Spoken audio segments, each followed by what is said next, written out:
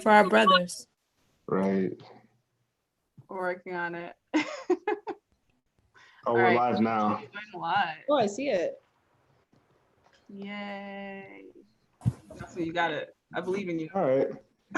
What's up, everybody? Welcome to another Black Kids, White Coats video. This is a pretty special video for several reasons.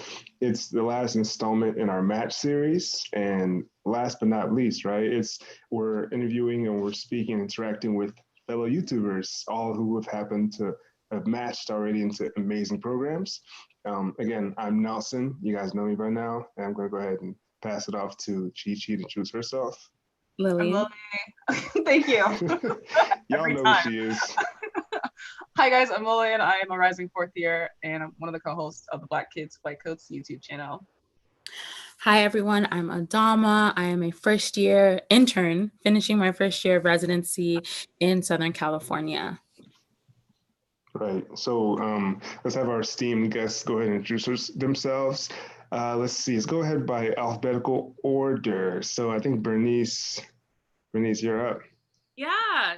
Hi, everyone. My name is Bernice. I think on the channel, it says Being Bernice, which is the name of my YouTube channel. I am so honored to be here. Thank you for having us. I matched into emergency medicine. I'm going to the University of Chicago, and I went to Emory for medical school. And then also, very similar to Lillian, I also did a master's in the middle. So I did a master's in public policy at Harvard while I was doing medical school. So happy to talk about that. Excellent.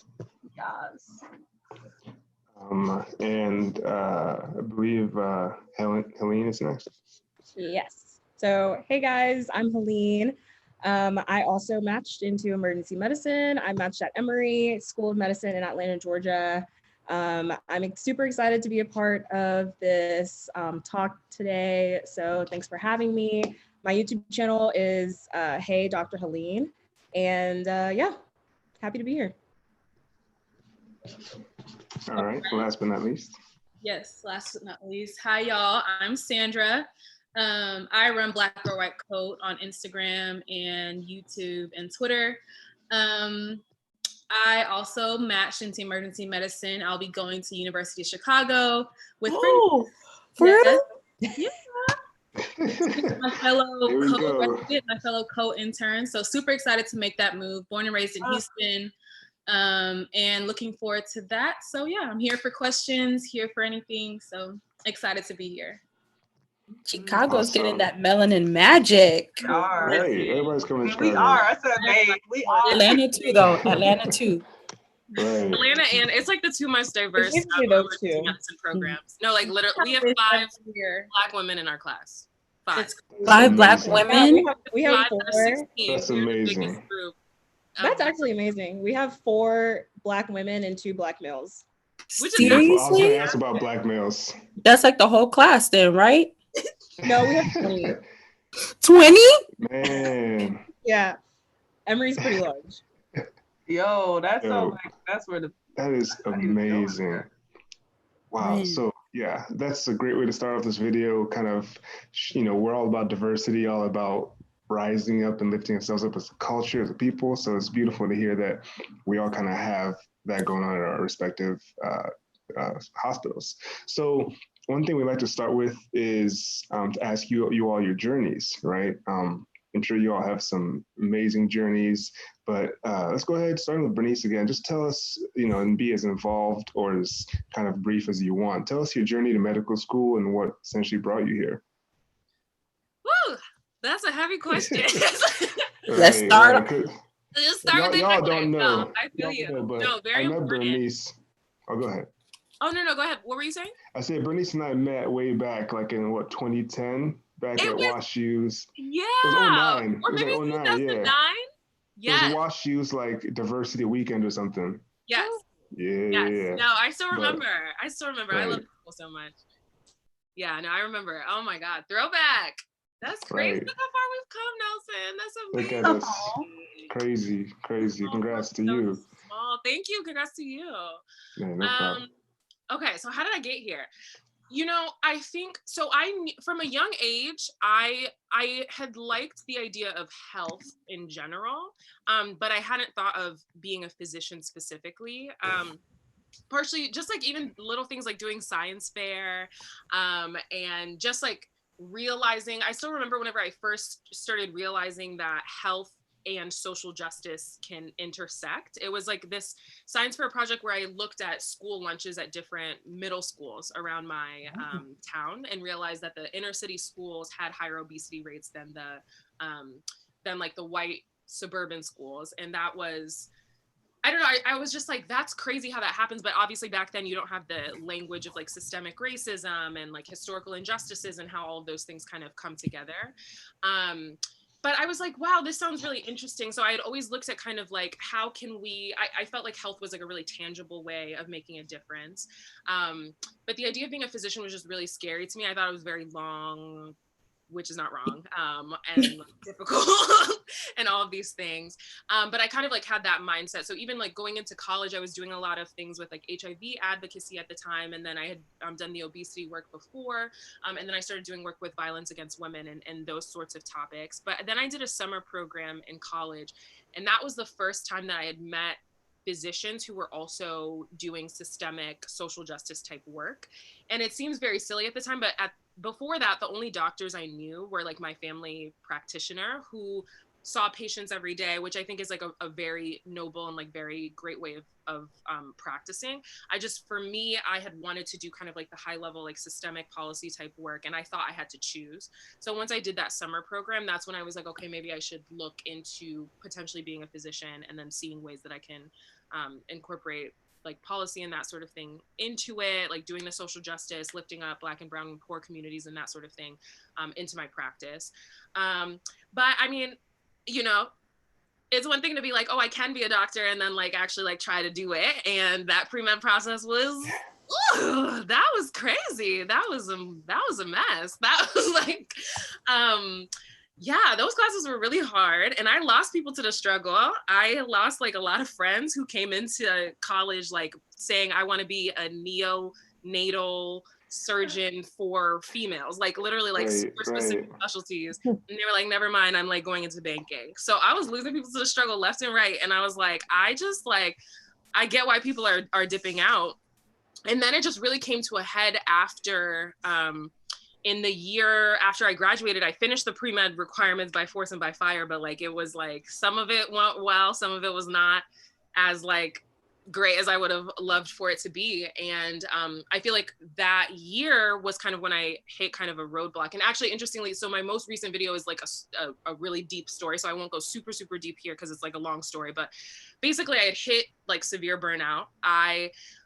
It was like the only things I could hear were negative talks. People who were like, yeah, I mean, you were like, your resume is impressive, but like, you need to like change this, you need to like redo this. And like, if you do this, then maybe you have a chance here and this. And it just like, I feel like all I could hear were those voices. And I just like had taken on too much, moved to a new city. I was trying to work. I was trying to juggle all of these different things and then like retake the MCAT and do all of these things. And it was so hard. So I almost like just stopped. I like really was on the brink of withdrawing all of my medical school applications at that time and being like, you know what, like, why don't I try something else? Like, why don't I like, maybe I can do like an MBA and PH, or like, maybe I could like look into technology and like ways to do that. Like, I was like really trying to find other ways of doing this because I was like, this is too hard.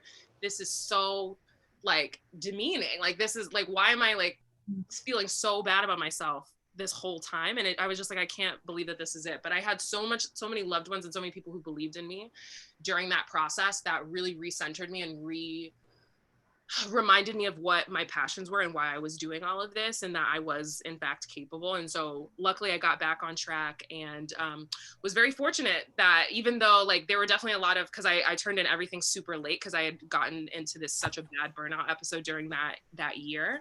But I was really fortunate. I think like somebody dropped some of their interview slots at the end by the time I got my things in, and I got in and I was just like, I'm going to wow in this interview. Like, you will hear my passion. And it worked out for me. And I ended up at a school where I got to work at a hospital where I saw Black and brown patients, poor patients, and see the resilience of our communities, really be inspired by them, and fell in love with emergency medicine at that time. And now I'm going to Chicago, going to the South Side, which is another place that I feel really passionate about. It's back to my home state of Illinois, and I'm super excited about everything to come. So yeah. Excellent, excellent. Helene? Yeah, so for me, my journey to medicine actually started off with me wanting to go into speech pathology. My youngest nephew at the time, he's not my youngest nephew anymore, but at the time, he was diagnosed with autism. And so for me, I was like, oh, then I want to look into speech pathology and, you know, do something kind of off of that realm. But once I started to explore that field and look into that, I felt too like not broad enough. And I felt like I could do more. I felt like it wasn't necessarily for me. So then I just kind of branched out into, okay, like what can I do within healthcare? And, you know, in that retrospect of helping people. And so when I got to undergrad, I basically just started to look into medicine. I heard pre-med, I was like, oh, that's how people become doctors. Okay, like, let me see what can happen. So I started to shadow some physicians, started to just volunteer in the hospital, do hospital experiences, work with at-risk youth, work in a nursing home for multiple years and just see patients that way. So it was just a lot of exploration until what confirmed it for me was when I went on a mission trip to Ghana during my second year, I believe, in undergrad. And that basically like confirmed, like, I want to become a physician. Like, I want to care for underserved patients. I want to be that leader in charge of the patient team, helping patients that look like me. It really just kind of was a turning point in my life, because while I was on that mission trip, I met a patient there who ended up having a stroke. And because of the lack of technology and resources that they had in that area, that patient wasn't able to get the necessary help that he needed. And so he was kind of just in the hospital, just really not getting what he needed. It was just deteriorating day by day. And that really hit home for me, because before I went on that trip, my dad ended up experiencing the same thing. But luckily he was in Texas and he was able to get an ambulance to the hospital, able to get the help that he needed. And now he is so much better, has worked through, you know, that was a very tough time, but he was around the necessary resources to help him get better. And so to me, I was like, this is my calling. And that basically confirmed that I wanted to do medicine.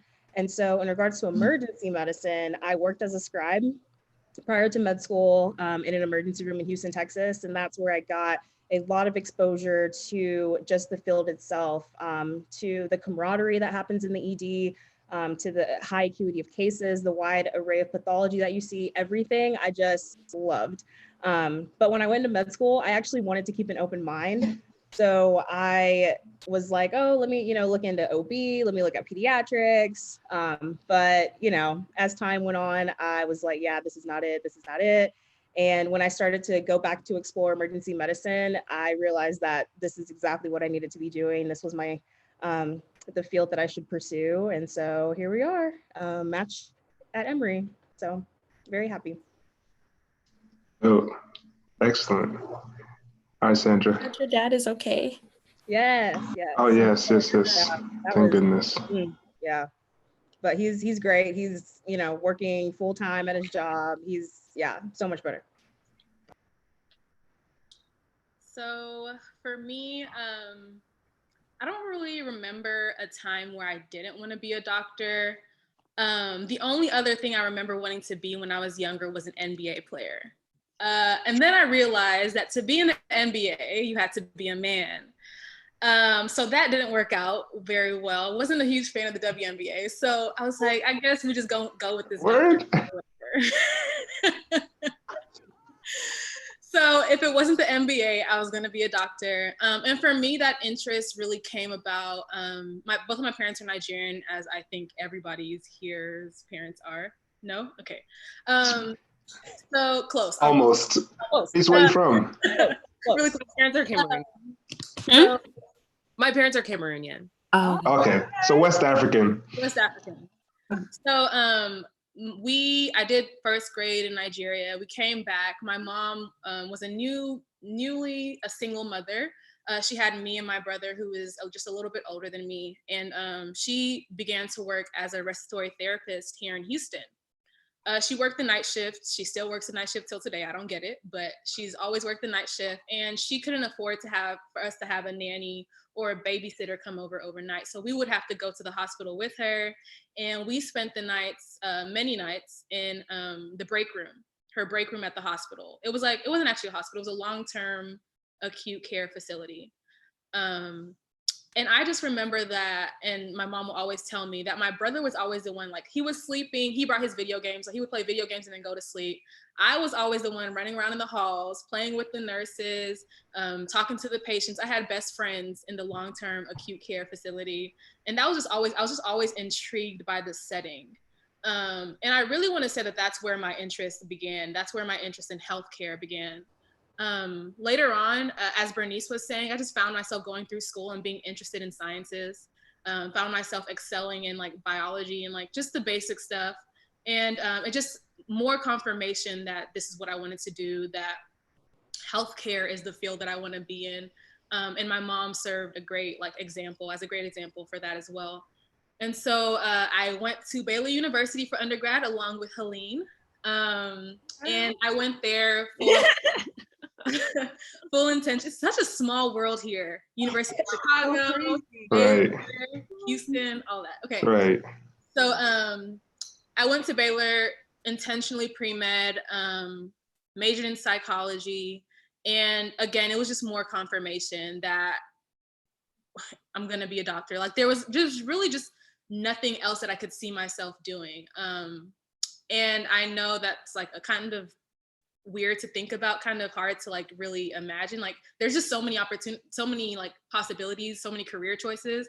But my whole academic career, I wanted to be a doctor. And I basically Googled my way through school. I Googled my way through how to do this, how to go to a medical school, how to be a pre-med, what do you have to do here, what do you have to do here, just because I never had mentorship. I never had somebody that looked like me to guide me along the way. I never really had anybody to point me in the direction. My mom could cheer me on. My parents were great cheerleaders, but they had no idea what it took. Like, you know, going to Unilag you can't compare that to going to Baylor University. So I just Googled my way through school. And once I graduated, I actually graduated from Baylor in 3 years. And then I had this unintentional gap year. I was a perfectionist. That unintentional gap year, as sweet as that sounds to other people, that was painful for me. I was like, this isn't part of my plan. Like, this is not what I wrote down on my schedule, because I'm a scheduler. And I was like, this is just not what I was supposed to be doing. But anyways, during that time, I found that the best way to make use of that would be to work in Houston at an emergency room as an emergency medicine scribe, same as Helene. And so that's what I did for that time. And then that's what put me onto emergency medicine as a specialty. It was also during that time that, of course, I gained admission to medical school, but then that was when the idea of Black Girl, White Coat was birthed. And that really just came because, like I said, I felt like I didn't have a solid mentor throughout the whole journey. I didn't have an advisor who 100% knew what they were talking about at any time either. I didn't have anybody that could relate to me, you know, or relate to my journey, or could like affirm for me that what I wanted to do, the dreams that I had, that I've been having since childhood, were possible for me. I didn't have anybody in my corner. It was really just me and Google, just trying to make it out here. And somehow I made it. So I was like, this is my opportunity to give back. This is my opportunity to stand in the gap and to be exactly what I needed when I was trying to get through high school and trying to do AP classes and trying to do dual credit classes. And when I was trying to go to Baylor University, a very white school, and trying to navigate, you know, the space and trying to navigate and find my way to medical school. When I was trying to navigate what to do during a gap year, like, this is my opportunity to use what I've had, the little success that I've had, and give back to the next generation of healthcare professionals. And so that's what started Black Girl, White Coat. Started med school here in Houston at University of Texas at Houston, also known as McGovern. And of course, like Helene, I had the whole scribe experience in like my background. I was like, I already know what that is. It's amazing. I loved it. But I'm gonna keep an open mind. Let's see, maybe I do like surgery. Lie. It was a lie. Oh, it was a lie. I played myself. I do not like surgery. I was like, no, I'm not about to be in the OR. Okay, cool. That's fine. What if I like family medicine? What if I like pediatrics? What if I like, this and that? And very slowly, I began to cross things just off the list, one by one. And I would always spend extra time in the emergency room because at my school, it's not a mandatory course that we have to take. So I would have to spend my vacation time or my weekend time going to the ED to shadow as a medical student. And I did it with joy. Like I was happy to spend my free time in the ED. I was happy to spend, extra time shadowing these people and learning from emergency medicine physicians. So that was confirmation for me, further confirmation that this is a specialty that I'm supposed to be going into. And then that leads me here, matched to University of Chicago, where we will be beginning in a couple months. Excellent. So that was a great transition. All you guys had amazing stories, and Sandra transitioned beautifully to our next. Oh, go ahead. Sorry, Emma. I have a quick question for Helene. Totally unrelated. Ghanaian or Nigerian jollof? Nigerian. Okay, thank you. Like, okay, I went on the. She's Nigerian. But I mean, I went on the mission trip to Ghana because it was an opportunity presented by an organization called Baylor Missions, and it. Like I read about it, I learned about it, I talked to people that went on it before, and I was just like, I want to go on this trip. And the way that you could go on that trip was apply for it and then get accepted. And so that's, I didn't necessarily choose it. It was just an opportunity that was there, and then I went. But I will say I did enjoy the food the whole time I was there. I like food in general. Okay. I heard they put ketchup in their jollof. I thought you were about to say part of the application process, you had to survive a whole bowl of Ghana jollof. To get admission, you have to eat a whole bowl of jollof rice and keep it down. We love Ghana, y'all. We love Ghana. No disrespect. Yeah, we love it. I actually have had Ghanaian jollof, and it's good. So I mean, it's not Nigerian, but it's all if you're hungry, it'll fill you up. It's all good fun. So okay, sorry. Next question. I feel like Bernice, did you have something to say, Bernice? Yeah, I just think y'all's fight is always very funny. She's like, leave us out of it. Wait, do y'all have jollof in Cameroon? Of course they do. Yeah, they do. Jollof. I love Cameroon jollof, but I actually feel like Senegalese jollof is the best. Oh, I've actually had it as well. I don't. Okay, no. I'm not gonna say that. No. I'm not gonna say that it was the best. Choose your words wisely. It was really good. I was.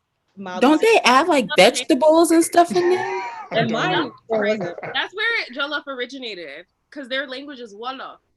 Mine wasn't. I heard they add all those vegetables.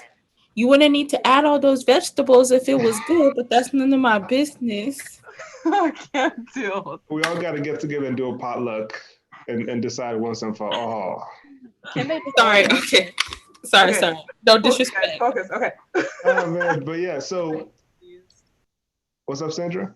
The people that are watching, they're confused. They're like, "What are they talking about?" Right. I know. Sorry, guys. But so Sandra did lead us beautifully into the next topic, which is, like, how did you all start your channels? What motivated you? What have been some highs and lows of your channels? How has it enriched your life and all that jazz? So just talk to us about your channels in general. So go ahead, Bernice. So I guess Sandra. Okay, go ahead. Continue. I already talked about why I started it, to fill a gap and to address a need, and just to be, that quote says, "Be who you needed when you were younger." That's exactly why I started it, like point blank. Highs and lows. I think one thing that people starting YouTube channels or any kind of social media platform, one thing that they'll think about or they'll ask me about is, what happens if nobody watches? Or what happens if I don't get the likes? Or what happens if we don't get the support? What happens if nobody wants to watch, nobody wants to tune in, nobody wants to do that? And for me, to be honest, it crossed my mind, but it can't be it can't be what stops you, right? So you have to know your why. So you have to know like exactly what I said I started my channel. I had it written down. I had written down several places. I posted it on Facebook. I told my friends. My brother is a YouTube person as well. And so I told him my plans. Like I vocalized it, I wrote it down. And from like there, I was like, I'm not gonna stop until like I'm getting resources, I'm getting these things out to people. It doesn't matter who tunes in, it doesn't matter who watches. And I always say on my channel, if this helps at least one person, job done. Like that's it. If it can help one person that was like me, like one student that is just in a sea of people who do not look like them, and they're like, what do I do now? If it helps that person and that's it, like that's okay. So I feel like that's definitely a hurdle to overcome for everybody who's starting their own channel or starting their own social media platform campaign or whatever it may be. As far as highs would go, I would definitely say getting, I feel like I've gained a second like family. It's like I have like my immediate family, and then like in the bigger circle around it is like my Black Girl White Coat family. And it's people in like the Caribbean, it's people in Australia, South Africa, like Canada. And it's wild that something that started in my apartment living room has reached people all over the world. And we all have something in common, and that's trying to be, you know, the best version of ourselves that we could be and contribute to the greater field of healthcare, especially for underrepresented minorities. So it's crazy that that grew out of something so small, just a little dream, a little, you know, a little passion project on the side. So that's the beautiful side of social media and all this YouTube stuff. Mm-hmm. Yeah. Nice. Anybody go ahead. I definitely agree with, I second hand everything Sandra just said. And I'll also add that so I consider myself a very like regular student, a regular person. Like I never see myself as like the smartest person in the class or like anything like that. But when I was like applying for med school and then like interviewing for med school and got accepted to med school, I just noticed that people around me would ask me questions about like, oh, what'd you do to study for this? Or, you know, how'd you interview at this place? And, you know, how has your experience at Morehouse been? And just like, what'd you put on your application? Like what things helped you stand out? Just all these kind of questions that I originally was like, why are people asking me this? Like, I don't feel like I'm the crystal ball that has all the answers or anything. But it just kind of happened. It started to happen more and more. And so I always got back to the people that asked me questions, whether they ask me email or on social media, I always will just answer them. But then I started to realize, like, why don't I just make a platform where I can answer multiple questions and guide people instead of doing it individually? I can just kind of put it out there for people who didn't have the correct guidance for med school. Like people will ask me questions that like at my school, because Baylor was a very like pre-med heavy school, and they kind of really laid it out for you on how to get to med school for the most part. Like, yeah, I did my own research, but we had a pre-health committee and a lot of schools don't have that. And so even though my kind of journey to like understanding how to get into med school wasn't completely blind, it may be that way for other people. And so I originally had the idea of starting a YouTube channel while I was an undergrad, but I just did not actually do it for those same reasons that Sandra was saying. Oh, what if no one like watches it? Like, what if, you know, all these what ifs. But finally, when I got to med school, I was like, why am I still thinking of this what if? Like, just do it. If this is something that I'm passionate about and something that I think will help a lot of people, and again, even if it just touches one person, like, then I'm all for it. And then also, I just felt like, at least when I started my channel, there were other YouTubers who also had like, you know, their channels about med school and stuff, but I felt like they only showed the highs of med school and just like all the happy times and, you know, all the great things that happened. But I was like, okay, I also want to show like the not so good parts, the times where I am upset, the times where I don't feel motivated, the times where I'm crying. Like, let me actually show the whole 360 of what this journey to medicine is. And so kind of a combination of all those things is why I started my YouTube channel. And so like some of the highs is just that like people trust me and like want to reveal their, because you know, people in medicine, it's like, you know, you don't want to share your scores and you don't want to share your GPA, you don't want to share your stats and all this stuff. But people will literally send me emails of paragraphs. They're like, okay, here's my CV. Like, this is my personal statement. My GPA was a 3.2, like this, and that. I got a 500 flat on the MCAT. Like, these are my extracurriculars. You know, what do you think? Like, can we talk about it and stuff? And I will literally go and look at every single part of their emails and talk with them on the phone if I need to, or type out the entire explanation for them and give them my opinions. And the thing is, if I don't have all the answers, I will go find someone that does. Many people, knowing that I go to Morehouse, because I have shared that on my channel that I attend Morehouse, they'll ask about the master's program. And so I didn't do the master's at Morehouse, so I can lead you to someone and give you the contact information for someone that did do that program. So I just feel like it's just a great avenue to really just give the help to people that are asking for it. And I feel really privileged to be in this position because, you know, I feel like people kind of feel like I'm a very genuine person and they can share those like intimate kind of things about themselves with me and know that I won't use that against them or like use that in a bad way. So it's been really awesome in that sense. And just like being honest about my journey, truly. Like I've shared my step score on, you know, just all that kind of stuff. And then the lows about it, the only lows I would say is just like for a few months, I like didn't upload really because like my computer broke and then and like I couldn't even like edit. I tried to like learn other software. It just wasn't really working. So I was like, okay, I guess I'm kind of out of the game for a while.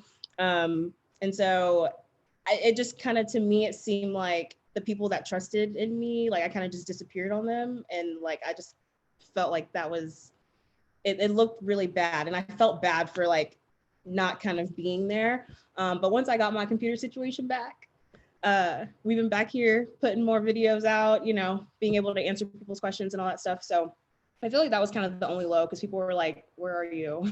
But yeah, it's been overwhelmingly great. Good, good. Shout out to your inbox. It's about to be full after this. You're about to get a lot of a lot of people calling you about their scores. Yeah. I have a personal statement sitting in my email that I need to go over today. You're a real one. You're a real one. Right. Nice. Okay, Bernice. Yeah. So I mean, I think a lot was already said. So I definitely echo a lot of what has already been said. I feel like first of all, I think, you know, Sandra and Helene have been in the game longer than me. So like, even just like, thank you for starting that path. I just started my YouTube channel. It's like towards the end of last year.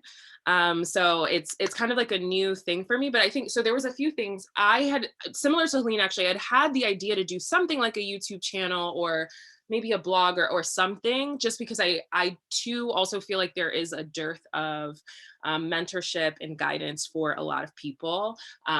When I got to med school, I was personally really shocked. This is not to knock people, but I was just really shocked that it seemed like almost everybody I was meeting had like either doctors as parents or like siblings or whatever, which is like, I mean, I think it's fine because obviously like, you know, you're going to gravitate towards what people in your family are already doing. But I was just like, it seems like this is kind of like a club that's really hard to break into. And then like even worse, whenever you look then in like Black communities, Hispanic communities, Native American, all of those, like there was just like obviously already not enough representation of those groups, but then like even within those groups, most people had an in somehow. So I was like, it's very clear that this is like you need like some sort of insider info to get in. And there's a lot of things that I realized even in my own journey, like what I was mentioning with that year, like you need to know things like when the application comes out, you need to already have pre-written your essays and flip those in. And that's like how people are getting interviews so quickly. The rolling interviews are happening this way. And like, you need to make sure you have this suit by this time. And you need to like know how to book your flight. Like there's just so many things that seem very small, but can make a huge impact on whether or not you get into the room. And we need so many more people in the room. So I was just like, why is it that it's so insider? So I was like, I want to build a platform where I make some of this insider information that I've like learned public for people, particularly for people who don't know doctors personally or don't have them in their family or whatever the case is. And then, so even though I had this idea, I was so scared to move forward with it. Very unfortunately, at around like middle of last year, I had basically this very traumatic loss that happened in my family. And I think there's a lot that happens with grief, and there's a lot that happens with healing. And one of the things was that I like lived with my sister actually in Chicago that summer, and we were doing a lot of healing together. And I just kept mentioning some of the ideas I had. And I think like whenever you have loss, you're like, well, you know, life is very fragile, life is very short. And I realized that I'd had a lot of fear around creating that platform and putting myself out there, because I think, you know, you open yourself up for a lot of judgment, and people might not understand your intentions, or they might receive it in certain ways. And so I was really scared too. I was just so scared. I think I'm still a little bit too shackled by like thinking too much about how people are thinking or perceiving me or whatever. But I think in that healing process, my sister was like, Bernice, I don't want to hear you talk about this anymore until you've put it out. Like, she was just like, period. And that's like how my baby sister is. I love her so much. She was like, just don't talk about it again until it's out. So I was like, okay, let me just start it today. So it was like one of these things where I was on my away rotation in Chicago, and I just started filming. I pulled out my camera and I was like, this is how I got my away rotation. This is what I did to get to this point. Like, this is what I do on a day-to-day basis. And I just started creating. And it was a really liberating process to just realize, like, kind of like what Sandra was saying, like, I was just like in the room where I was staying and just talking to the camera, and it was really awkward at first, but I was like, okay, I think I'm creating something here that could help maybe some people. And so that's kind of where it started. And I had the first tenet being that I wanted to get insider information to people who don't have access to it otherwise. And then the second tenet I wanted was representation. I know that there are a lot of people who don't think that they've never met a Black female physician or a Black male physician or anybody that looks like them. And so I really wanted the second tenet of my channel to just be like, look, I'm here existing. I have natural hair, and this is how I like do my hair to like exist in the clinic. Like, you know what I mean? Like things like that, and just be like, we exist, we are here, and this is how I'm navigating the space. So with those two tenets, that's kind of how I've been doing my channel. And it's been a really fun avenue. I think the highs are, I've been very surprised to get messages from people just thanking me or being like, you know, you've really inspired me to believe that, you know, I shouldn't give up because of this, or like, oh, I didn't even know about this thing. Like, thanks for that help. And just knowing that even these little things that seem perhaps inconsequential are making a really big difference in people's lives, I think is such a blessing.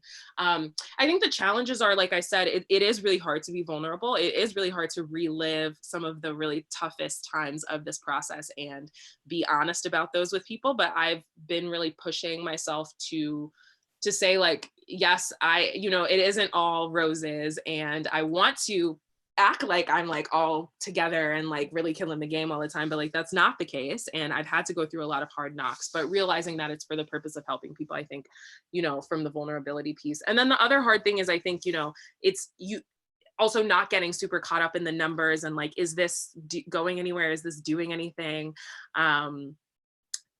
I've just been like really careful, and I see a therapist, and my therapist was so great. She said this really amazing thing to me. She was like, Bernice, just serve the platform that you have.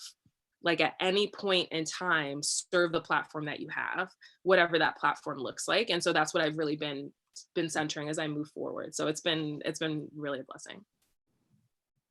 Awesome. Adama, go ahead. You're muted, by the way. I know. I just wanted to touch on what these lovely ladies have said. It's okay not to know something. It's okay to, you know, I know we live in a world, especially in college, where it seems like the gunners are like the people that know everything. They're like, oh, I got like a 529 or a 530 on my MCAT, and I have like 4 letters of recommendation, and my application's already sent. Like, it's okay to not know things, but it's really important that we have people here that create videos to help you access that information. So be proactive and get the information that you need to get to where you want to go. We're all like regular, well, we're more than regular, but we're all like people that are literally just living our everyday lives. And we've shown that even though we may not know something, we're proactive, and we've all made it and been successful, and you can too. Yes. Bet. All right, so we all know, med school is not easy, right? Almost all of us have made it through. Shout out Chi Chi next year. So, going through the process and doing extracurriculars, that's YouTube, it makes it harder. So overall, would you guys say your YouTube channels have enriched your lives? And what do you say to those who ask you, how do you get it done with the schedule of medical school? Anybody could start. So I guess the way, okay, so I don't know if people know this just in general, but YouTube, you're able to, so you don't have to necessarily make a video every week. On YouTube, you can make like 5 videos and then set them to upload at different times on YouTube. So it's as if like you're putting out content consistently, but you're not necessarily doing it every single week.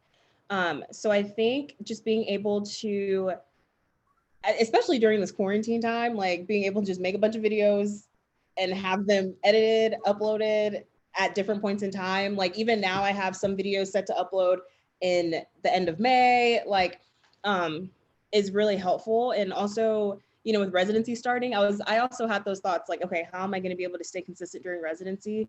But I think just, first of all, like already having a plan for how you're going to edit your videos. So you're not just kind of like having a bunch of footage and then kind of sitting at your computer for hours, like, oh, how am I going to put this together? And then also just kind of setting out a limited amount of time. Because for me, I can like edit a video for like 5 hours on a day where like I have nothing else to do, but that's not realistic for, post quarantine when I actually start working. So just setting out a limited time where I'm like, I have to get this video edited and done and uploaded, so I can go study or go to work or, do other things that I need to do in my life.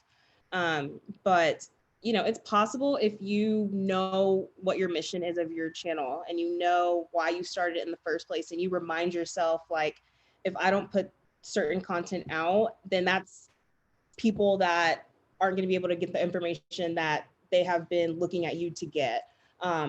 Or, when they send you emails, asking to look over their application, knowing that this is helping someone and they're seeking your guidance and your advice for a reason. So, still just having that servant heart and knowing why you're doing this in the first place. So in the same sense of like, why did we all decide to become a doctor, and kind of keeping that reason in the front of our brain, so that when times get hard, we can depend on that, is the same way that I would apply that logic to YouTube. So that's kind of how I would describe like being able to, do it while balancing, being a doctor. Yeah. Oh, go ahead. Oh, you can go ahead. I was just going to say, like, definitely going off of what Helene said, I think the key is absolutely planning, and just like having ideas on deck. So I have like a whole document where I'm like, anytime something comes to my mind of like, oh my God, that is something that could help someone, like, let me just like elaborate on that. I'll just write it down and I have a place. And then I have these days, I mean, right now in quarantine, it's obviously a lot easier, but then I'll just have these days where I'm like, oh, I see I have like a lot of free time, and I'll just like sit down and film a bunch of things. So sometimes I'll film a lot of videos in succession, like even on one day. Maybe I'll like change my outfit or something, but like I'll just like film a bunch of videos, and then just have them to edit when I have free time, and then try to upload consistently. I will say during interview season, I think I uploaded like, I very infrequently uploaded during interview season because that was impossible. I was like doing that, and I was also still full-time in my master's program at that time. So it was like, that was very, very challenging.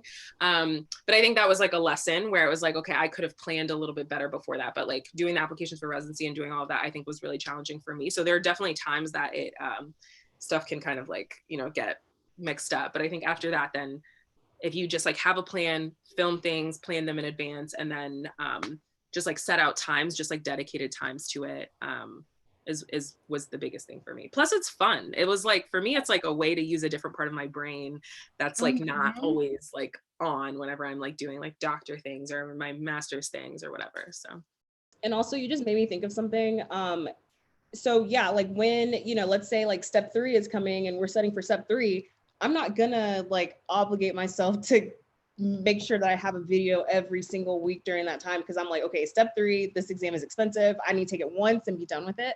So also just like updating, like having the responsibility of updating your subscribers, like, hey, I'm studying for step 3. You know, I'm not going to have a video out this month, but I'll be back next month. So even just keeping them in the loop also helps too, so that they know that you didn't just disappear.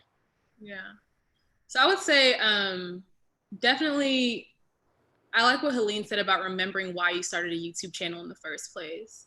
That, just like the reason why you're a doctor or why you want to be a doctor, is really the baseline of your motivation, because med school gets tough. If you don't know why you are doing it in the first place, I don't see how people make it all the way through. So it's the same thing with the YouTube channel. Although it is very fun, like I don't find it to be work. And I actually do, I've been getting that question a lot. How did I balance it with medical school, and how do I plan on balancing it with residency? I think something that's different with the way I run my channel than Bernice and Helene is I don't film in advance. Just because I would say that my Black Girl White Coat, I promised from the very beginning to be very transparent, not only about the med school journey and my med school journey and how to get there. How did I get through undergrad? How did I get through my gap year? How did I get through medical school? And now it's going to be, how am I getting through residency and moving to another state? But I also promised to be transparent about like life outside of medical school, because I always say what makes med school hard is not med school itself, like 100%. It's the fact that life happens while med school is also happening too. Like life doesn't take, you know, a break while you're in medical school, which it would be nice if life, you know, could respect, if my family could respect, if my love life could respect the fact that I'm trying to be a doctor right now and save lives. But it doesn't. Like my love life does not respect anything. It doesn't even respect me. You know, my relationship with God is, you know, here and there, and my relationship with my family relationship with my family is, you know, there sometimes a blessing, sometimes it's a curse. So one thing that I like promised from the beginning, I'm going to be transparent with all of it. So maybe a little bit different is that mine is also not only medical school and residency and pre-med and all that stuff, but also lifestyle. And how is life, and how do I handle life, and this balance that we're all supposed to have, you know, this work-life balance that is like the most false little statement that we have. We just, you know, blanket it everywhere. But actually, how do we live it? Like, how are we living it? So that's what I offer my viewers. I offer them a insight into that. So I spent a lot of time talking about, you know, when my long-term relationship ended right in the middle of step 1. Talked about that. You know, You're a stallion, sis. Girl. You're a stallion. He's a pony. Oh, for sure. Listen, they talked to me yesterday, okay? I'm good. They always try and come back. Well, quarantine got him feel some type of way. Yeah. That quarantine needs to bye. Bye. Listen, so I took my subscribers and my family. I call them my family. I took my family through all of that. Going through a breakup and trying to navigate being newly single, and then having to go to like the family medicine rotation right during that time, right after step 1. I got my step 1 score back and it was poor. I was dealing with a breakup. I was in family medicine and I hated it. So yeah, I don't pre-film because it just wouldn't work. The way I'm feeling one day is not going to be the same way I'm feeling, you know, in a month when this video is supposed to come out. So for the most part, I film the day that I say I'm going to film. I talk about exactly how I'm feeling at that moment, what's been going on in like the week, you know, the weeks leading up to that. And then I put that out. On the negative side of that, if you want to see it as a negative, it means that my videos aren't as scheduled or consistent. But some of my subscribers do have a problem with that. I, however, do not have a problem with that. It is what it is. And for me to continue to like put out for me to keep my channel authentic as how I want it to be authentic, and as transparent as I want it to be, it has to be, you know, with the ebb and flow of life. Because if it's not, then you're going to lose an aspect of what makes Black Girl White Coat Black Girl White Coat. But yeah, going on and continuing this through residency, I plan on doing the same thing. picked my apartment so that I have like a room in my apartment, whatever apartment I knew that I was going to sign on for, I would have to have a room where I could film my vlogs. That was like the most important thing. I have to have good natural light, and I have all of that. So I'm very excited to set up my little YouTube studio in my apartment. And yeah, videos will continue to come. I'll continue to be the same ratchet, transparent Houston, stallion that I am. Savage. And It's a good time for Houston. He's a savage. That remix that dropped. Ratchet, Right. bougie, That was amazing. messy, moody, nasty. Exactly. Good time for Houston. The ex acting stupid. What's happening? Yep. So all of that is going to be brought to Chicago, and I'm really excited to continue with my BGWC family. All right, bring that weather too, please. Please do. I'm tired. Listen. Or you could come to California. Nah, No. that's cool. Oh, They ain't got no water yeah. there. I ain't Ain't That'd water. be You nice. don't want to die of thirst. Oh my God. Y'all are rude. Look how Yeah, small that about- bottle is. That was about $20. It's from the hospital. Water expensive. Better yet. I'm working the I bet you that ED little right bottle now, costs and like this is what they give us to drink in the ED. Oh, they got Make money. you die So you can otherwise. afford it. Okay. Easy. Yeah, I'm telling you, it takes a special person to be an emergency doc. Let me tell you, y'all have to be resilient. I mean, y'all are resilient, strong-minded individuals, and kudos. Right. Right. But yeah. She. Yeah, I was You gonna ever- say, y'all, like, all of what you guys have said about starting the channel, I mean, Nelson and Adam, I don't know how you guys feel, but like, I feel like I can so identify with everything, like the representation piece. Like my experience is like, I kind of knew how like the pre-med route, but not really, kind of, you know what I mean? Like one of those things where it's like, I still need the guy. Yeah, like. We all know like a little bit. Like I heard that you have to take an MCAT. What's MCAT? Yeah. There's a DAT. There's a pre-CAT. What's the MCAT? Right. What's the USIMILA? Is it USIMILA or MBMA? Right. Oh, Yeah. But yeah, so I'm like super grateful to have this and like hear your stories about all this stuff. And I feel like there was a point in time I can like speak, I guess, more vulnerably or whatever the word is, where we weren't actually posting videos. And I feel like part of it for me was kind of like the imposter syndrome and like feeling like, who am I to put these videos up? Like feeling like crap and like, like, I don't know, just like a whole bunch of things. I don't know if you guys feel very similar. That's why you have to get on camera and cry. Because yeah. No, for real. Sometimes you got to.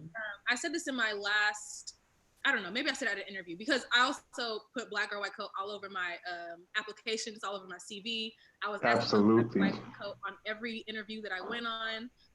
It's something that I plan on continuing and I've talked to my PD about it, incorporating it into my program, So when I say like, I like that a lot. My subscribers and my family, my community knows everything. Like it's important for us to show people the highs and the lows, just like Helene was saying. So the times when you're going through something and you're like, dang, I don't feel like imposter syndrome. I don't feel like I'm like worthy enough to do this. Like, I don't think I have anything. Like, tell them that.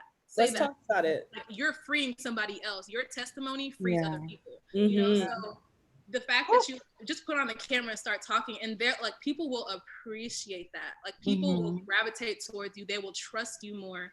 And when you are transparent with people, they feel comfortable and safe enough to be transparent back. Yeah. Yeah. That's how we're going to climb this ladder that we all have to climb. Yeah. I think, because I know I talked to Lillian and Nelson about this, so because I uploaded a video about how I didn't match. I saw that video. It was amazing. I appreciate it, and that was like a year in the making because I just never felt ready. Yeah. Because I feel like a lot of people in medicine is like type A personalities, or people that are just perfectionists. Like, I don't want to say failure, but what does a detour look like? Not everyone wants to admit to having a detour. So, and I find that those videos tend to do a lot better because then people are like, okay, I mean, obviously I matched, like I'm finishing my intern year, so it worked out, but it shows that just because your journey may not be, you know, like Sandra said, you know, taking a gap year, even though she finished Baylor in 3 years, don't sleep on her.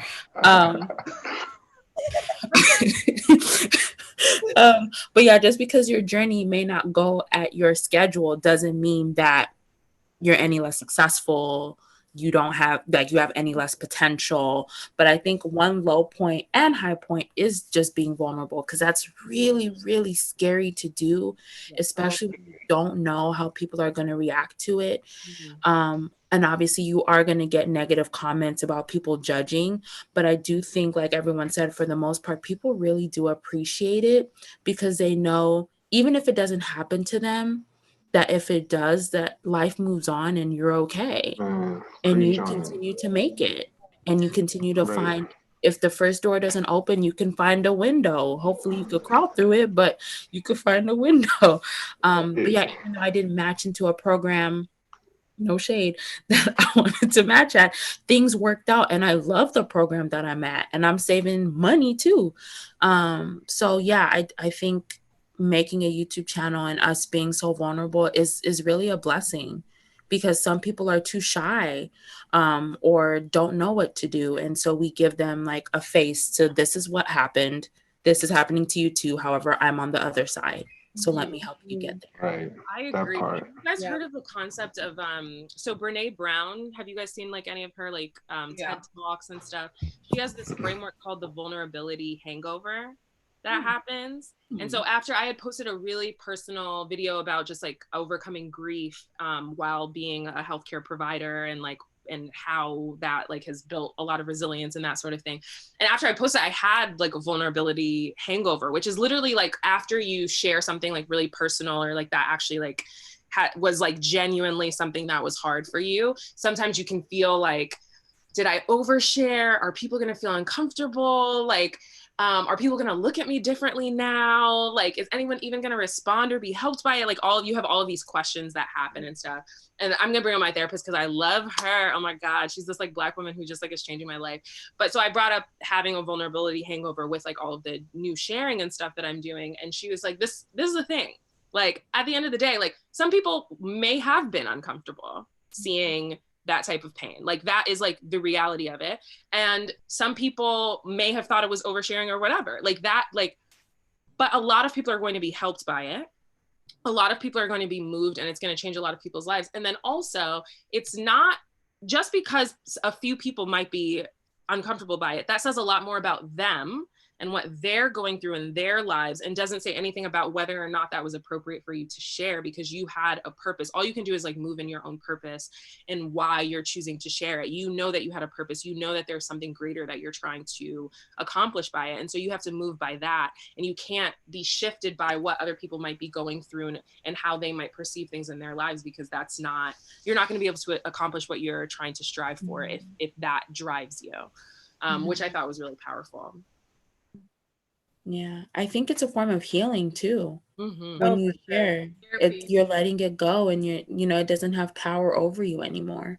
Right. So I think when you do get to that point where you do feel safe enough to share, especially on such a public space where literally, people from all over the world are watching, it's a very beautiful thing. It's almost like you're letting it go, and you can move on.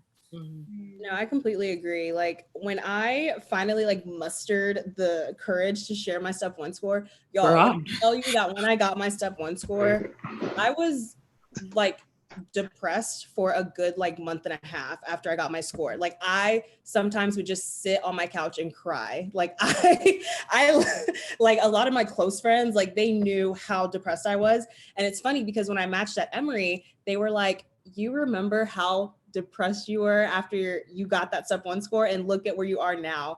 And honestly, I just felt like when I just started to talk about it and actually truly release that just like stronghold, like it's crazy how much a 3-digit number can just like have a stronghold over you.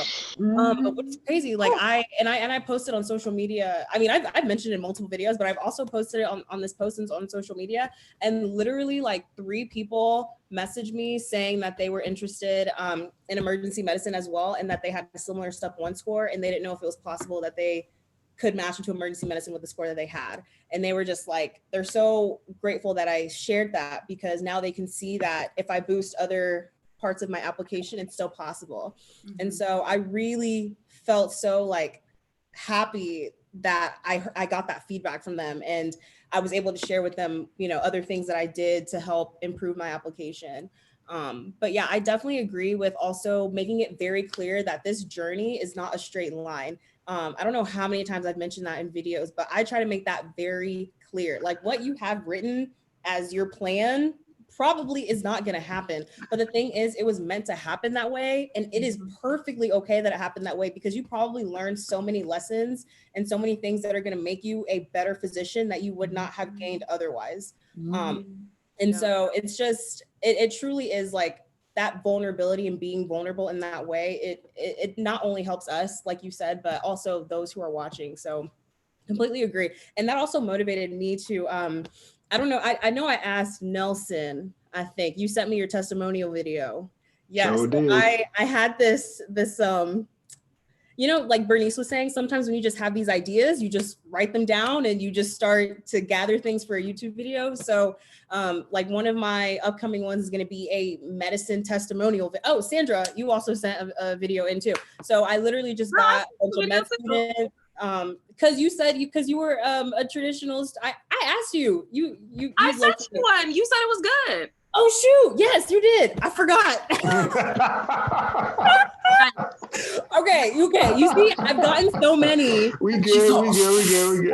I've gotten so many that I forgot how many fantastic ones I've gotten. But the point is, I had this thought of like, wow, let me share testimonies in a YouTube video.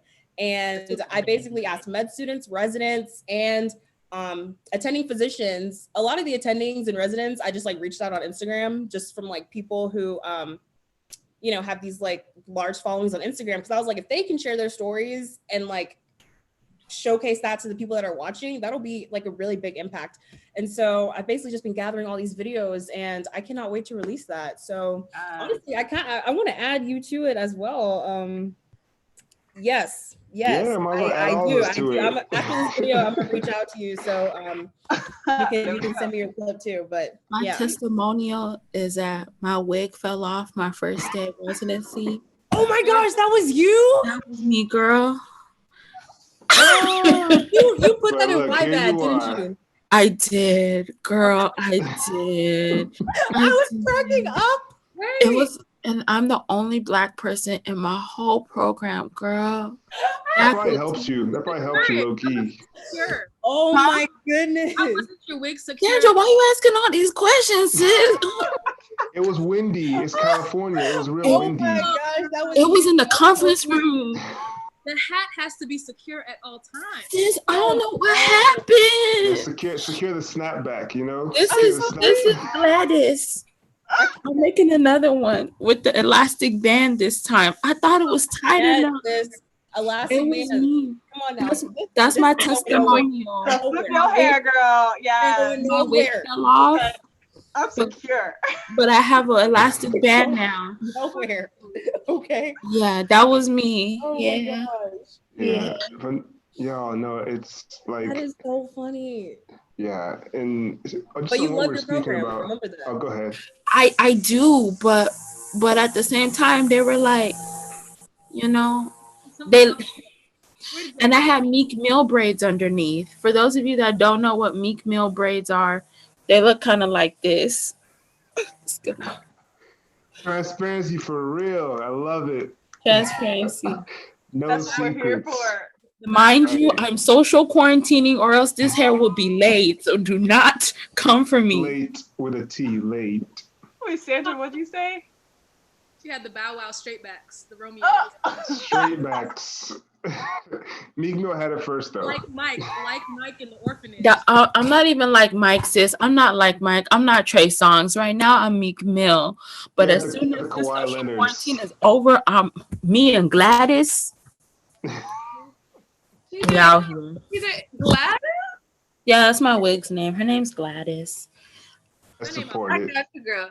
I also have I support Beyonce, it. but she's coming in the mail. That's that residency paycheck. Anyway, sorry, y'all. Hey, no problems. Yeah, I was gonna say, like, I understand all too well. I can like totally co-sign on how all these struggles, when they occur, you feel like your world is ended. Like, I'm talking depressed. If it just the video our last video 2 days ago. What's up? Couch? This is where I was laying on this couch. When my step one score Man. came in, when I broke up with my boyfriend, when family medicine was trash. Oh, this is where, Hey! You better keep that couch. It's trash for her. Here you are Trash now. for her. It's not for everyone. It's not for everyone. Yeah. It's tough. Wait, Right. Nelson, you were Sorry, saying. Nelson, you were saying? Yeah, no worries. So I was saying I could totally relate to that. And You're breaking just up with speak your of how girlfriend on amazing the it is. couch? And Not the weight that falling part. off.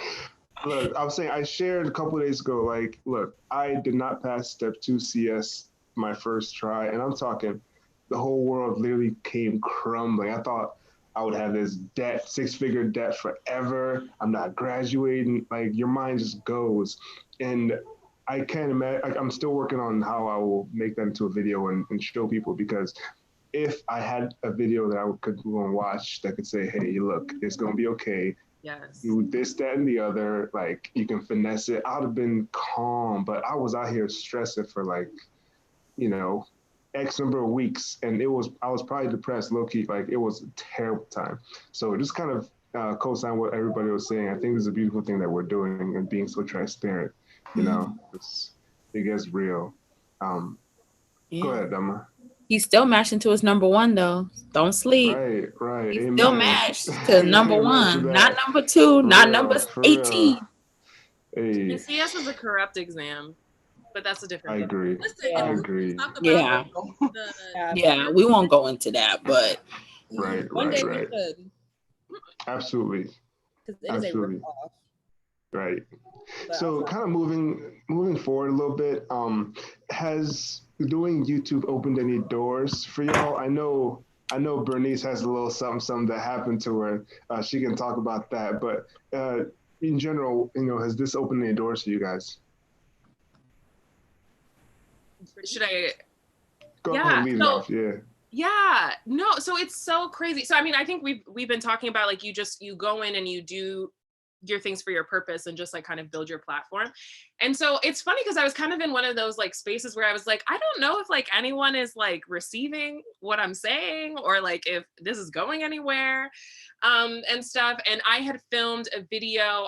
I've kind of had like a little string of videos of just like my reflections on everything that's going on, because we are literally living in a global pandemic right now, and we're going into I know, right? And we're going into emergency medicine, so we're going to be on the front lines.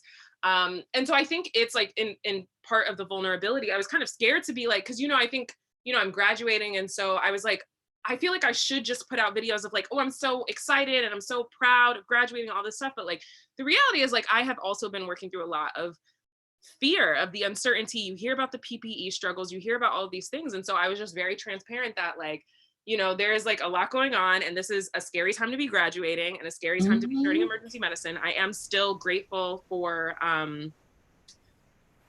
like leaning into my purpose in this time, but it's scary. And then also talks about how medical students are graduating early, and they like the recommendations with the scarves was coming out. So I basically made a video where I talked about all of those things and all of the uncertainty and stuff, and then just like kind of put it out into the ether. And then a couple of days after I uploaded it, I got an email from a reporter from Time Magazine that was just like, hey, I saw your video. I'm writing an article right now about medical students who are graduating in the middle of this pandemic and becoming doctors. Your video was perfect for what I was looking for. Can I please have a phone call with you and talk to you more? Which was like mind blowing to me, y'all. Like I like couldn't believe it. I was like sitting with my mom and I was like, Mommy, like, is this a joke? Like, what is going on? So I emailed her back, like kind of like low key, like, am I being trolled right now? But then I looked her up and she was very legit. I contacted my school to make sure it was okay that I talked to the media and stuff. And they were like, oh yeah, we've worked with that reporter all the time. She does like a lot of health policy stuff, like definitely go forward. So we had the phone call and talked for a long time. Ultimately in the article, it was just kind of like a little snippet of what we talked about. But yeah, it was such an honor. And so I think for me, it was like, okay, you can, like, even if you feel like nobody's listening, like somebody is listening. And sometimes it can lead to this like really amazing opportunity, like being featured in Time Magazine, which I never anticipated would come out of this and was definitely not part of my goals, but was such a blessing. Crazy. That's amazing. Congrats for that. I just want to know, you sent him an invoice after that, right? Your time is valuable. I'll send it after this call. I'll see it. I'm just playing. What's the show? Right. That's amazing. And Sandra's back. Helene or Sandra.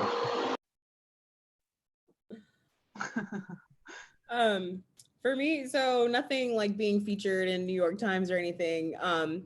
But just like I'll get emails from different companies about like things relating to medicine, just like asking about like it, I don't know, just like asking about like my opinion on like certain topics in medicine. And usually I'll just like respond back to it with my opinion, but like it's not anything that's like being featured in something. Girl, but that's so I don't know what they're really kind of requesting my opinion for. But a doctor. Hello. I mean, I'm technically still a medical student, but no, you're not. The pandemic. Claim it. Fast track. Fast track. Okay, fast track. But so yeah, in that sense, and I mean, just also just with the mentees, reaching out to us and just trusting us with their process. So nothing really outside of that. The question is, are there any opportunities we've had outside or from YouTube, right? There are the emails from the companies. So for me, I actually don't respond to any of those emails. I don't respond to any emails asking me, well, at least I didn't as a medical student. I just didn't feel like it was my place. Now we're like in a gray period where I don't feel like a doctor yet. I don't, but I know that I'll probably get more of those emails now. I'm still not replying. And for as far as like sponsorship and stuff goes and, wearing people's products or promoting other people's stuff, that's something that I've also declined to do, just to keep the authenticity and the transparency, because I feel like there's a very thin line that YouTubers straddle when it comes to this stuff, where it's like self-promotion and then you're promoting somebody else's stuff and then it becomes like a commercial. I don't want people to be watching a commercial at all. So I've said no up to this point because I don't want it to take away from any of the authenticity or what I feel like Black or White Coat stands for. However, making this transition now, I was going to bring it in the very near future to my family on Instagram and maybe on a YouTube vlog, my next YouTube vlog, just ask like, how would you guys feel if I started accepting, sponsorships? The way that, my viewers can benefit is getting discount codes and stuff like that. But how would they feel? So I definitely want to bring them in and have them involved in it. But for now, I have turned down opportunities like that. Otherwise, as far as like magazines and stories like that, it's all been local Houston stuff, and our medical center magazines and stuff like that. But yeah, otherwise, it's the people I'm meeting that have had the most impact on me. A question, because that's something that like I feel like we're still discussing, Adama and Nelson too, where we're talking about sponsors and it's hard because it's like you put in all this time, this effort, and yes, it is definitely fulfilling to touch lives, right? Because we're sharing our advice, sharing our story, but then like there's also the argument that you should be compensated for it as well, and I think that will maybe drive you a little more, but it it gets a little, again, it's that fine line that you're talking about. It's a very fine line, and I've seen it go so wrong, and it just it breaks my heart, man. Watching these Instagram famous like med students like accept sponsorships, and then all of a sudden their page like changes, you know, and then I've seen it go so wrong. But then again you have people like my brother who his whole livelihood is based off of YouTube.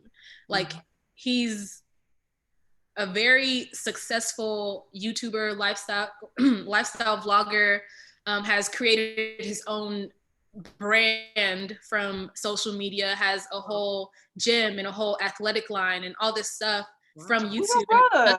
It's because shout him out. Shout out his line. Even though he doesn't need me to shout him out, Sholly Coker is his name, and he's on Instagram and YouTube as Sholly Coker, and he owns Anaka Power. That's him? He owns Anaka Power. That's his line, yeah. Oh, so that's crazy. So listen, do he got some donations? Like, he donates. I could do sponsorships. You know, does he have plus sizes? Yeah, his okay. His clothes comes in all sizes, you know, for all genders. Didn't he work with Alpha League? That's really cool. Yeah. So Christian is he's strong. He's a strong dude. I watch his stuff. And his sister's strong too. You know? Right. That was assumed. That was straight baseline. So when you see stuff like that happen so close to you, where somebody can be very profitable off of this social media thing. Don't get me wrong. And if you want to do that, I feel like it's okay if you do that. But I have an issue. Ooh, y'all, I get really heated when I talk about this. Get into it. Talking to my little board of directors, you know, because Black Girl White Coat, we going nonprofit. Praise Jesus. Wow. Talking to amen. I was talking to them, and we were talking about another. Oh my God, another group of people who are doing this thing that we're doing. You know, underrepresented minority students. Let's help them get to medical school. Let's get them into, let's support the next generation. But then they charging That's hard. Charging for this, and then but the argument is they want to profit off of the services that they're giving. My argument is, if you're gonna do that, then do that and say you're doing that. Like, we are a company here to service you, blank, you know, period. There are people that are gonna want that, and people do want that. People will pay. But if you're saying we're here to help you, we're here for advancement, we're here for, you know, to make this a level playing ground for everybody. We understand that, you know, this whole medical process is taking money out of our pockets, and we don't have a lot of money to begin with. It's unfair. But then on the back end, you're taking money from me too. I have a problem with that. So it's a very fine line, a very gray area that exists there. Yeah. So I definitely invite each of you guys to explore it and to really think about what you want your brand to really stand for. Past today, past right now, past the little $20 that'll come into your bank account. What do you want? You got $20 in your bank account? What do you want that platform to stand for? What do you want your brand to mean? I think it's worth the thought. Yeah, it is. Deep, absolutely. I'm receiving a lot from this conversation. Yeah. To say thank you. Yeah, it's honestly, it's not going to be received well by all people, but you know what I'm saying? I always been me. Well, I mean, you have to stand for something, right? Absolutely. He's a savage. The hair flip. Jeez. Oh my gosh. Classy, bougie, ratchet. I mean, so quote this whole song, Anema. The whole song. Again. He not acting stupid. What's happening? What's happening? Oh my You're gonna get a copyright infringement, okay? It's okay. Me and Meg from Houston, so we good. We sisters. No, hey, get her to come on. I know she's not medical, but damn, she can give some. She's in college. She's doing the college thing, and she wants to open She can talk a about that. facility. She said. Wait, what? She said she wants to open a long-term care facility. She's doing like health administration or something. That's what I thought. Really? Yeah. She has a degree in that. Yeah. She's smart. She's in college. We're about to finesse that. She's our next guest. Yes, get mad. Sandra, we're gonna talk. You're up. Slide in. I feel like No, but I definitely agree with what Sandra said. Like I agree. I've had brands reach out like, oh, we'll send you our product and you'll make 10% commission with your discount code, blah, blah, blah. Which I mean, to this time I've ignored them all. But also I think just like seeing if you even believe in their brand too. Because okay, yeah, they may pay me, but like if I don't believe in your product, then like who am I to sell it to people that trust me and like that follow my channel if I don't even agree with that, so I feel like that is extremely problematic. But if there's like figs, like hit me up, that's a little different. That'd be a little different. If you watch it, figs, that'd be a little different. But yeah, I think if it's actually a brand that you believe in and like you agree with their mission, it may be different. But it depends. Oh, that's real. That's real. Because you see kind of these TV doctors, right? And then they're like pushing the supplements and that sort of stuff. And then I've seen some. Go ahead, name them. I can name a I mean, I can name a couple. I can pull out the emails. You already know who I'm talking about. It's said in me and my homegirls. It's really no, that's real. But to your point, Sandra, I have seen. There were some YouTubers because I was like seeing like who's out there, and I was like, and I saw some YouTubers, and they were like literally promoting these supplements and stuff, like some of the teas and all this stuff, and I was like, that stuff is so. Oh no! Dangerous. You're selling diuretics. That's what. Yeah. Yeah.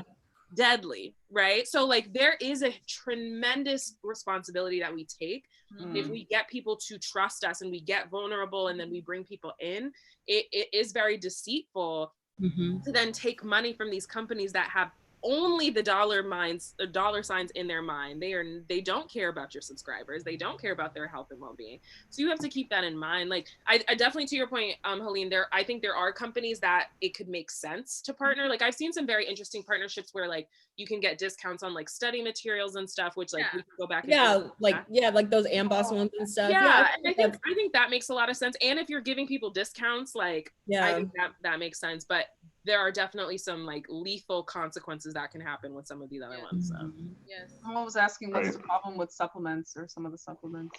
Well, go ahead. Wait, what was the question? The problem with the supplements.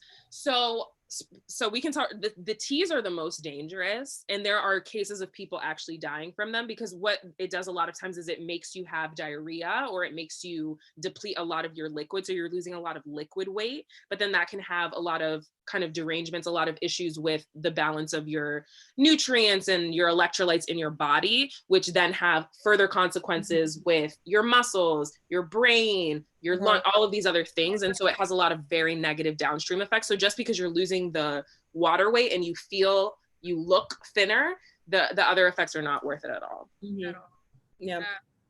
And I've also had a company want me to promote their like protein powders and like those kind of supplements.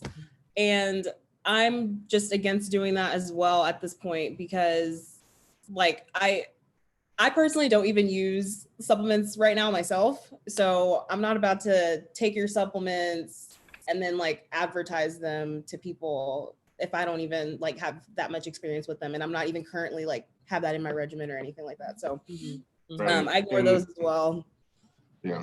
I would definitely encourage people who look like us trying to enter this little field to just think about it like 3 different times because this is at different points, people will use or try to find things to use against you. And this is the last thing that you want them to be able to use. Like, I saw you supported this company that supports genocide in Nigeria, and you didn't know that because you didn't do your research, but you're supporting them. So now we're not going to do this for you. Now we're not going to, just don't set yourself up for that. Just think about it. And you don't need it. Like, all of us here are successful.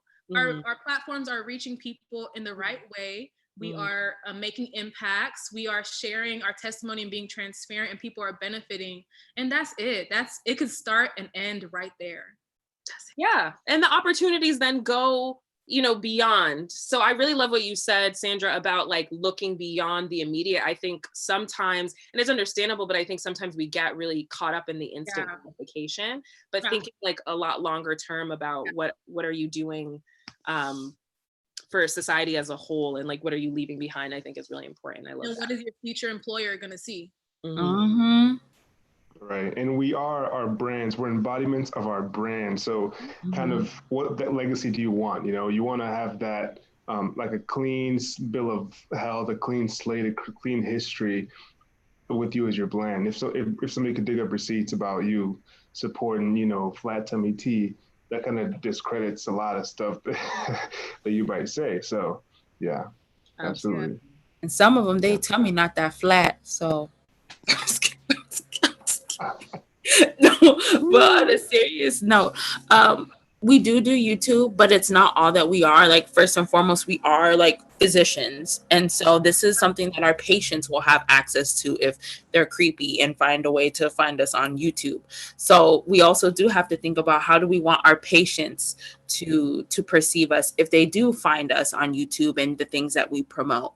And so, not unfortunately, but as physicians, we have taken on a leadership role, and it's not just in the hospital, it's how we carry ourselves throughout life. So really important to think about that. A lot of pressure. A lot of pressure. Absolutely. Well, yo, this has been an amazing conversation. It's already been almost an hour and a half. I want to thank y'all, you know, on my behalf and on behalf of Adama and Chichi, Lily. You know, it's been amazing having y'all. Once again, I want y'all to plug your channels, plug anything you have, any events coming up. Go ahead, shout out anything you want. You know, we're just thankful to have y'all.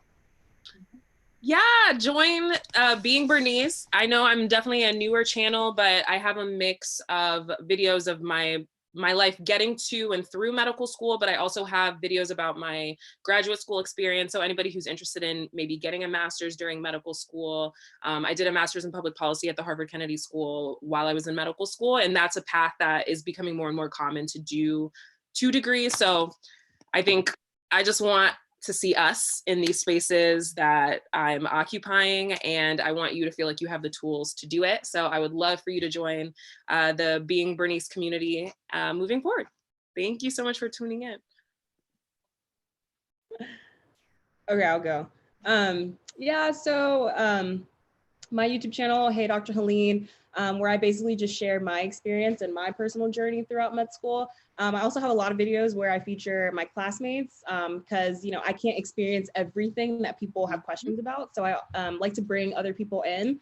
Right now I'm doing a series where it's how to match into blank specialty.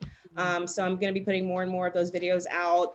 I have up like OBGYN, neurosurgery, anesthesiology. And so I'll be doing more of those videos, especially because I get most of the schools in the US right now have pulled their students from rotations. And so I'm really hoping that these videos will help to give insight into these specialties that people were not able to experience themselves because of our current coronavirus situation. So I've been doing that. And I also just share videos just about my experience. And I also have videos of my cat because I adopted a cat in med school. So I'm really excited about him. He's around here somewhere, but yeah, so I also have that too. So definitely join the Hey Dr. Helene community. Would love to have you guys. And yeah. Okay. Black Girl White Coat. I would love to have you guys join my family as well on YouTube, as well as Instagram and Twitter. On all of those, we can be found at Black Girl White Coat. And the purpose of BGWC is really just motivation, mentorship, and representation. So those are the 3 pillars that we have. Mentorship, we just finished a successful enrollment period for our first ever Black Girl White Coat mentorship program. Shout out to Helene, who was one of our mentors. So right now I have over 300 people in this program that I am matching to form new mentor-mentee relationships. And each of us discussed here how important mentorship is on this journey to healthcare, a healthcare profession. Whether you want to be a nurse, PA, PT, doctor, or whatever it may be, you need a mentor. Yes, you do. If you needed the confirmation, this is it. You need a mentor. So I am here trying to help as best as I can with that. We just finished enrollment for this application season, but another application is going to open up in the fall or winter period. So please be on the lookout for that so that we can hook you up with a mentor and have help you with some guidance, because we are just 3 people here and we can't guide everybody, but we definitely have people and know people who can. Another thing that we do that Black Girl White Coat does this year will be our 3rd annual scholarship. So the first year I began this was 2 years ago, 2018. We were able to award 1 student $500. Last year, we were able to award 2 students $500 each. This year, we are talking about $2,000. Okay, y'all. So if y'all are trying to apply for this, No, sorry. No, you cannot. But if you are a underrepresented minority future healthcare professional in high school, undergrad, or about to enter professional school, you are eligible to apply for this scholarship. And I look forward to getting more money in the hands of us this winter. It comes out every winter. And that's about it that we have going on right now. And that's what to look forward to. Of course, the vlogs are coming. I have my reveal everything. I promised my family that I would make a vlog that was like all my scores, my grades, and all that stuff. So that's my next vlog. And then I'm also in the middle of a first gen series that's going on. So you guys can catch up on that series, and then stay tuned for my reveal all vlog that's coming out soon. So yeah, I would love to have y'all Black Girl White Coat on YouTube. And yeah, thanks for being part of this. Yeah, this is so dope. Love it. I feel like, I mean, like my hope and dream is like one day this is all going to be normal to see like Black physicians on YouTube or like anywhere, like in general. Yes. So I'm really grateful to have you guys all as guests. I'm so excited because this is like, I mean, I'm excited but also sad because this is the last video in the series. But I just wanted to shout out the team because this is like a whole, this is like right. That's crazy. I thought about, we've done like 15 or 16 videos in the last month. Like 3 weeks. Yeah. Wow. Oh, That is not easy. It's not. Right. This YouTube stuff is not easy. It's not. Editing is not fun. Making YouTube videos is fun, but it's not. It's a grind. It's work. It's long. And then you got to make the thumbnail. You got to promote it. It's a lot. So y'all are doing something. I'll be in the middle seeing patients. I'm like, hey, okay, let me step to the side real quick. I'll get a call from the nurse. I'll be like, hey, you muted yourself. Come back and be like, oh yeah, man, we really did that. Right, but it's all worth it. We're all doing that. Awesome. We're all doing that. A successful series for sure. Yes. Right. Thank you for representation matters. Yeah. No problem. Representation matters, and that's Yeah. And thank you for creating a space where more people like us can get the resources we need to get to where we need to go. Because I know, like, when we were on the up and up during our journeys, I didn't see not one person that looked like me, not one person that could relate to me, not one person that had hair like mine, and like teaching me how to finesse on rotations. Now I have an elastic band so my wig will not fall off. But yeah, like, thank you for creating a space where people can come and get resources that we so desperately need. Yeah. Absolutely. But yeah, that's it. Thank you all again. Stay safe out there. And this video, this will be on everyone's channel, so look out for that. And yeah, without further ado, that's it. Thank you all. Like, comment, subscribe, share. Yep. Peace out, guys. Bye. Bye.